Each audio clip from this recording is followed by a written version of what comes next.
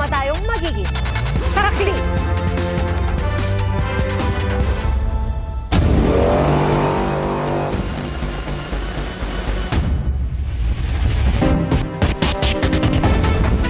Mga kapuso, patuloy na binabantayan ang bilang ng napaulat na nasawi dahil sa pananalasa ng Bagyong Tino. At sa datos ng Office of Civil Defense, hindi bababa sa 26 ang patay. Karamihan po sa Central Visayas. Mahigit 100,000 pamilya ang apektado sa iba't ibang bahagi ng bansa. At isa sa pinakanapuruhan ay ang Cebu, kung saan sa bubong na nagpasaklolo ang ilang residente. At mula sa Cebu City, saksila si Alan Domingo ng GMA Regional TV. Alan? Biya nagdulot ng malaking trauma sa mga residente dito sa kinatatayuan kong subdivision sa Cebu City ang matinding pagbaha na kanilang naranasan.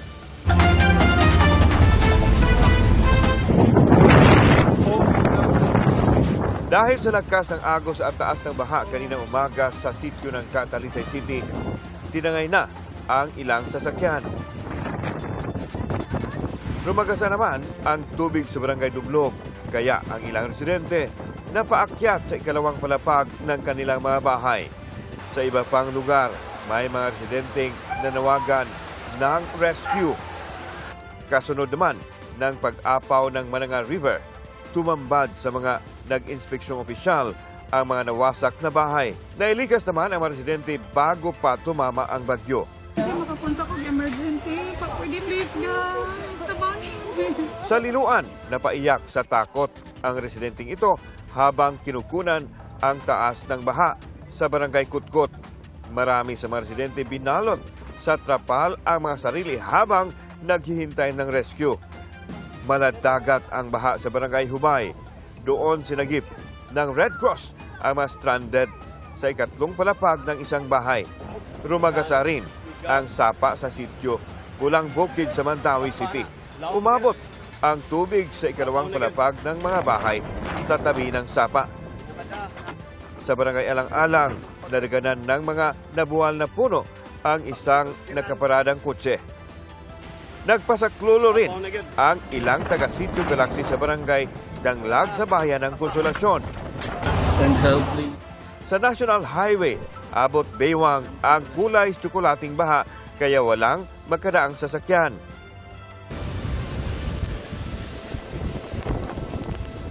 Alauna ng madaling araw, nagsimulang bumuhos ang malakas na ulan sa Cebu City. Pero humina ito matapos ang isang oras. Bandang alas 4 ng umaga, nang muling bumuhos ang torrential rain o malakas na ulan hanggang maglandfall ang Bagyong Tino kaninang 5:10 a.m. sa bayan ng Bourbon. Madaling araw pa lang, ganito na katindi ang baha sa isang subdivision sa Barangay Bakayan, Cebu City. Sa taas ng tubig, nagsipaglutangan ang maraming kotse. Umakas sa balay, guys. Paghupa ng baha, ganito na ang tumambad. Nagkapatong-patong na ang mga sasakyan na tila malalaking laruan. Maraming residente ang kinakailangang sakluluhan. Inuna ang mga matatanda, may mga karamdaman, mga bata at babae. Gamit ang rescue equipment, isa-isang dinala ang mga stranded na residente palabas ng kanilang bahay. Pagsuod lagi sa tubig yun, amo to kanang alas diha na gyud dapita ang tubig nga ni saka gig mayo kay wa gid sila gabantay. Ayon sa mga residente, alas 4 kaninang madaling araw nang maramdaman nila ang Bagyong Tino. Dahil sa malakas na ulan, umapaw ang sapa sa kalapit ng subdivision kaya rumagasa ang baha. Marami sa mga residente ang hindi nakalabas nang umabot hanggang 10 to 12 feet ang level ng baha. Dahil malakas ang current, mas pinili nilang manatili sa ikalawang palapag ng kanilang bahay. Kalit na inani ng tubig. Wa may magdahom nga moabot ning tubiga inani. Ang ilang inanod na sasakyan natangay papasok sa basketball court. Nagbahag sugod ang kusina ug ang CR. Then sunod paspas lang kayo nga ni sirit kay di na mabili ang portahan. Ayon sa mga residente, hindi nila inakalang mangyayari ito dahil hindi naman sila nakaranas nito noong Bagyong Odette. Nag-inspeksyon sa Cebu City Mayor Nestor Archival sa ilang binahang lugar at kinausap ang mga apektadong residente. Dahil namatay nga ako na ibaw ang duha ka buok. Pero dili pa nato na ma-confirm kay wa mo koy klaro nga communications. Sa sitio Tigbaw sa barangay Talamban na recover ang bangkay ng isang lalaking inanod ng baha. Sambag na tumba ba dito rin siya na pasok? Pero sa naitubig? Naitubig sir. Ang baha ba ni lapaw naman sa amuas. Inanod din ng baha ang 10 bahay sa sitio Tigbaw. Flooring na lang ang natira sa bahay ni Danilo. Kadlaw na purti naman kasuga. Wala lang ko balik dire. Naluno din ang kalabaw ng pamilya ni Victor Mingo. Si Victor mismo muntik nang anurin ng baha pero nakaakyat siya sa kawayan at nasagip. Pinasok din ng baha ang ground floor ng Our Lady of the Sacred Heart Parish Capitol.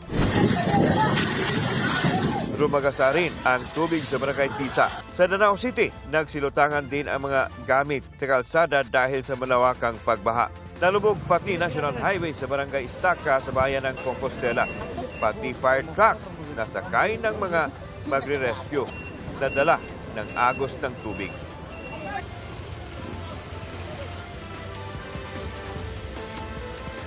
Pia, may mga taong nasawi sa baha habang patuloy na pinaghahanap ang 12 kataong inanod ng baha. Mula dito sa Cebu City, ako si Alan Domingo ng GMA Integrated News at GMA Regional TV, ang inyong saksi. Kaugnay pa rin sa epekto ng Bagyong Tino sa lalawigan ng Cebu, makakapanayan po natin si Cebu Provincial Information Officer Angelis Orong. Magandang gabi po. Ma'am, si Pia Arcangel po ito. Mayong gabi. Good evening, Ms. Pia.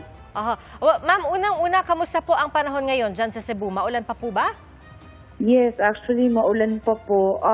Kanina medyo tumilanan ng konti, pero yun nga, around mga 8 p.m., 9 p.m., lumakas na naman. So, yun yung concern ngayon, actually, yung paulan-ulan. So, ibig po ba sabihin nito na antala rin yung mga rescue operation or naisasagawa naman ng tuloy-tuloy ang rescue operations kahit umuulan? Yun po yung concern ng mga LGUs, yung mga DRRM officers and AFP and PNP natin. Kasi they're ongoing yung search and rescue operations sa mga different areas. May mga missing in unaccounted for pa po. So, naantala, nasa-stop kasi lalo na in areas na like, for example, yung may mga rivers, may mga creeks, it's also dangerous din po. They have to be extra careful yung ating mga rescue teams po. So, may concern talaga if ganito, if continuous po yung rain. Based on your monitoring po, ma'am, nasa normal level na po ba yung tubig sa mga sapa, pati na rin doon sa Mananga River? Based on our monitoring as of kanina po, mga around 5-6 p.m., medyo, I wouldn't say, well, normal, pero kailangan talaga i-monitor closely kasi yun nga pa, continuous pa po yung rain. So, kanina, pagdaan namin, kasama po kasi namin kanina, punta si Governor Pam sa Talisay, tas dumaan kami ng Mandaue going to Liloan and Consolacion.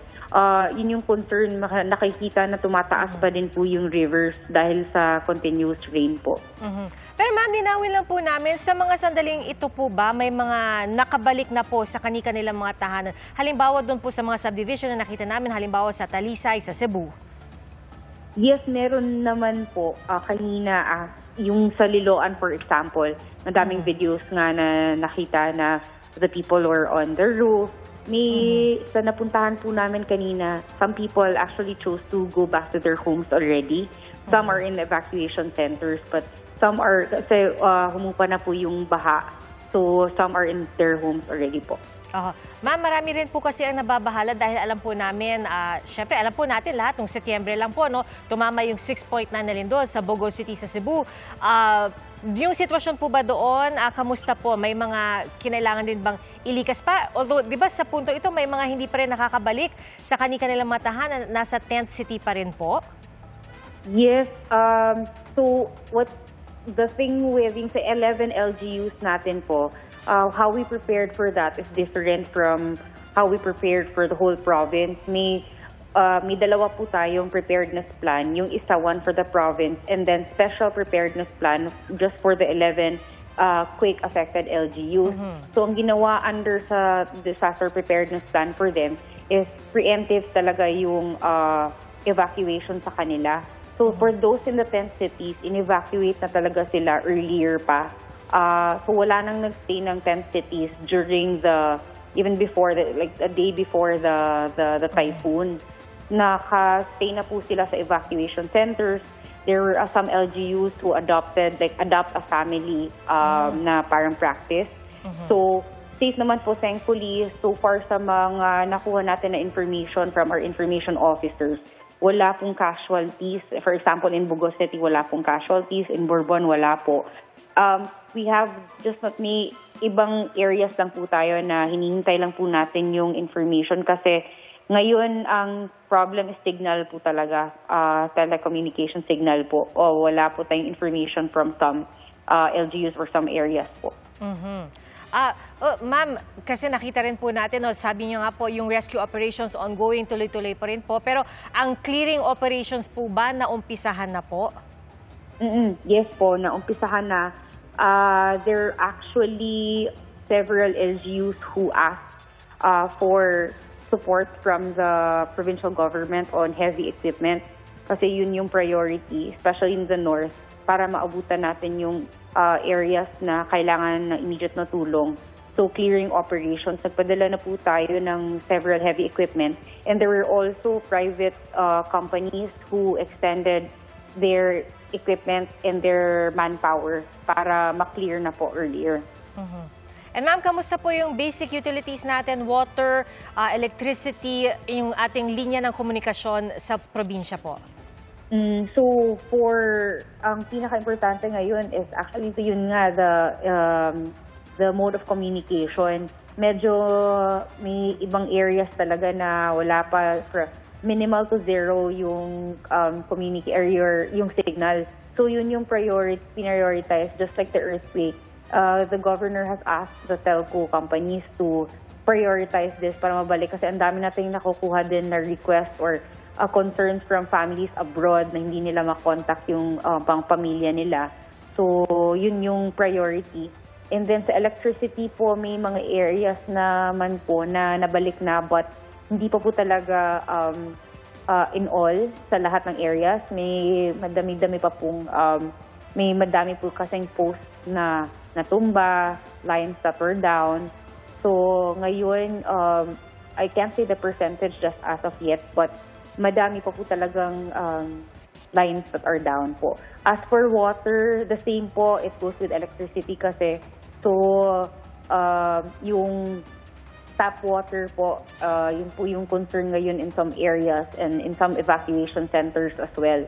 As for the other like basic necessities, food, drinking water, the LGUs and the provincial government is providing that naman po. And then there are others who have also donated. Alright. Ma'am, panghuli na lamang po, habang tayo po ay nasa ere, meron po ba kayong paalala o kaya panawagan po para sa mga kababayan po natin? Yes po, thank you po very much for this opportunity. For those lang po ngayon na, ngayon ang concern sa Northern Cebu and sa Central Cebu, which is badly hit. So first is ang ask po natin kung pwede, if hindi naman po kailangan mag-travel in these areas.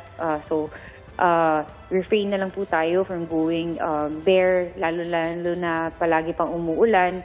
And then for our families or may mga pamilya na hindi pa po nakakontact, feel free po to contact the LGUs. If not for the provincial government, we will do our best po talaga to help you in communicating with your family members. But apart from that, pinaprioritize na po natin na mabalik agad ang communication line. Alright, maraming salamat po ma'am. Cebu Provincial Information Officer Angelis Orong. Magandang gabi po. Samantala, 5 beses po naglandfall ang Bagyong Tino sa nakalipas na 24 oras. Ang unang landfall sa Silagos, Southern Leyte. Ang ikalawa sa Bourbon, Cebu. Ikatlo sa Sagay City, Negros Occidental at ika-4 naman po sa San Lorenzo, Guimaras at ika-5 sa Iloilo City. Malawakang pagbaha ang dala ng Bagyong Tino sa ilang bahagi ng Western Visayas. At sa Capiz, isa ang patay matapos mabagsakan ng puno. Mula sa Roa City, saksi live si Kim Salinas ng GMA Regional TV. Kim? Pia, umabot na sa mahigit 108,000 na katao ang nasa evacuation center sa probinsya ng Capiz matapos manalasa ang Bagyong Tino. Halos umabaw ang tubig sa overflow bridge sa Barangay 1 sa bayan ng Moises Padilla, Negros Occidental. Sa Barangay Montilla, hindi madaanan ang ilang kalsada matapos matumba ang mga puno. Imposible ring madaanan ang hanging bridge na ito sa Barangay Quintin Remo dahil inabutan ng tubig. Halos bubong na lang ang kita sa taas ng baha sa Barangay Crossing Magalion. Doon na naghintay ng rescue ang ilang residente. Ayon sa MDRRMO, mahigit 500 individual ang nag-evacuate at pansamantalang nananatili sa 8 evacuation sites. Sa bayan ng San Enrique, lubog din sa baha ang ilang bahay. Pahirapan ng mga motorista sa pagdaan sa lugar. Ako akong pamilya dito, ito na sa babaw at ga tiner. Dire na lang ko nagpabilin eh. Grabe, hindi ang mga pangabay kami ito nga ma-rescue na to sila. Subong gulpi lang tubig, bisa nagulat ang tubig, dalom mga balay nagkalalupad. Bariyo ako na, ang alubla ko nagkalatumba ulog. Sa Victoria City, ramdam din ang malakas na hangin at ulan. Hindi rin madaanan ang ilang kalsada dahil sa natumbang mga puno. Sa Bacolod City, inilika sa mahigit 1,000 pamilya na nakatira sa coastal areas. Pero may ilang residenteng piniling manatili sa kanilang mga bahay. Malakas din ang ulan at hangin sa Roja City sa Capiz. Pansamantalang hindi nadaanan ang 4 na kalsada. Umabot sa 56,000 individual ang nasa evacuation center sa Capiz. We're not worried because nagkandak tayo ng preemptive evacuation. Sa bayan ng Pontevedra, isang dugo ang lalaki ang sinagip matapos madaganan ng puno. Dinala pa siya sa ospital pero idineklarang dead on arrival. Ayon sa isang residente, na-flat ang gulong ng motorsiklong minamaneho ng biktima kaya tumigil sa lugar para magpakarga ng hangin. Nagambal magkasante siya nga palayo na sa motor, hindi sang balik. Nagbalik pa sa pagkatumbas ang kayo, sa solo ya. Mapok sa tayo sa tunga sang krasada. Nakikipag-ugnayan na ang pulisya sa pinagtatrabahuhan ng biktima at sa kanyang mga kaanak. Sa Barangay De Vera sa bayan ng Sara sa Iloilo, nabuwal din ang isang puno at tinamaan ang linya ng kuryente, kaya pansamantalang nag-brownout. Dahil din sa bumagsak na puno kaya hindi madaanan ang isang kalsada sa Barangay Poblacion sa bayan ng Ahoy.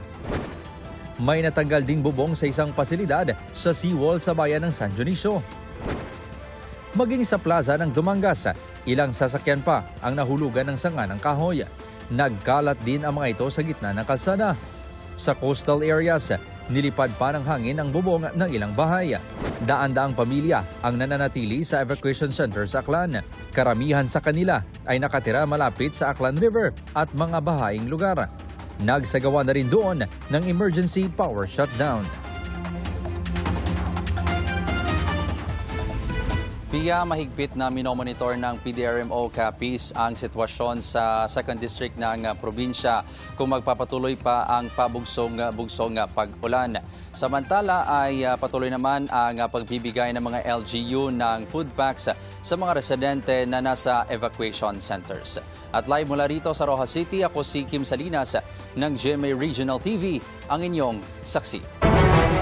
Bago sa saksi, nagdeklara ng state of calamity ang bayan ng Giwan sa Eastern Samar dahil sa epekto ng Bagyong Tino. Ayon po sa lokal na pamahalaan, mahigit 9,000 residente ang pinalikas doon. At bukod po sa Eastern Samar, ramdam din sa iba pang bahagi ng Eastern Visayas ang bagsik ng Bagyong Tino. Saksi, si Nico Sereno ng GMA Regional TV.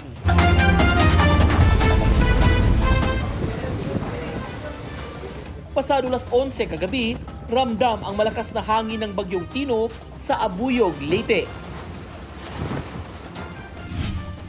Nang mag-ikot kami kasama ang MDRRMO, bandang alas 4 ng madaling araw, tumambad ang mga nagtumbahang poste ng kuryente. Hindi basta-basta makakalusot dahil sa mga kawad ng kuryente. Maraming poste pong natumba. May ilang bahay ang nasira. Alon at saka yung ulan at saka nataon din na high tide. Sa Javier, nadatna namin ang mga residenteng nagkukumpuni ng kanilang mga bahay. Sa Mahaplag, problema ang makapal na putik na iniwan ng baha mula sa umapaw na ilog. Wala pang tubig sa gripo at sa munisipyo kailangang mag-igib. Kapag kipot may sa among bahay tungkol sa dako sa tubig. Ang lapo ka dyan nga nakuha na kini. Kutob. Hawak. Oo, hawak. Oo. Diya tubig ang diriliog. Sa Silago, Southern Leyte, kung saan unang naglandfall ang bagyo, kita sa mga wasak na bahay kung gaano kalakas ang hangin. Binahari ng iba't ibang bahagi ng Negros Oriental. Abot dibdib ang tubig na nagpalubog sa ilang bahay sa Gihulngan. Malakas ang agos ng tubig sa ilog sa Barangay Buena Vista. Napalusong ang mga residente sa abot binting baha sa La Libertad. Umapaw ang La Libertad River kaya binaha ang palengke at ilang bahay. Naramdaman din ang bagsik ng bagyong Tino sa Dumaguete. Sa datos ng PDRRMO, mahigit 4,000 ang pinalikas sa lalawigan kagabi. Sa Canlaon City, nalubog ang isang bus terminal. Sa bayan naman ng Valle Hermoso, patay ang 23 anyos na babaeng nabagsakan ng malaking bato. Ayon sa mga pulis, nanonood ng TV ang biktima sa kanilang sala nang biglang magka-rock slide sa kasagsagan ng bagyo. Dalawa naman ang sugatan sa Ayungon. Ayon sa MDRRMO, kabilang ang 63 anyos na babaeng nabagsakan ng kisame ng isang elementary school na ginawang evacuation center. Sugatan din sa ulo ang 70 anyos na evacuee na nabagsakan ng sanga ng kahoy sa ulo. Ang Panglao Bohol binayo rin ng malalakas na alon. Ayon sa PDRRMO, patay ang isang barangay tanod nitong Lunes matapos tamaan ng puno ng niyog. Habang tinatangkang putulin ito bilang pag-iingat, ilang lugar ang nawalan ng kuryente. Sa Lobok, 7 barangay ang binaha dahil sa pag-apaw ng Lobok River na pinalala ng high tide. 30 bahay ang apektado. Halos 500 pamilya ang inilikas sa mas mataas na lugar. Ilan sa kanila ang nakauwi na pero may mga piniling manatili sa evacuation center. Ayon sa Malacanang, iniutos na ni Pangulong Bongbong Marcos ang pagtutok ng pamahalaan sa mga epekto ng bagyo. Tutungo rin ang ilang miyembro ng gabinete sa mga pinakaapektadong probinsya upang personal na alamin ang kalagayan at tiyaking na ibabalik agad ang mga pangunahing serbisyo. Kabilang sa mga napuruhan ang Cebu na di pa nakakabangon sa magnitude 6.9 na lindol nitong September 30. Some of those who are at the tent cities, yun kasi kailangan i-dismantle ang tent city kasi that will not withstand itong malakas na bagyong dadaan. So they were transferred to more sturdy evacuation centers, some to modular shelter units. Mahigit 2 milyong family food packs ang naipamahagi ng DSWD habang dumarami ang mga nasa evacuation center. Para sa GMA Integrated News, ako si Nico Sereno ng GMA Regional TV, ang inyong saksi. Mga kapuso, maging una sa saksi. Mag-subscribe sa GMA Integrated News sa YouTube para sa iba't ibang balita.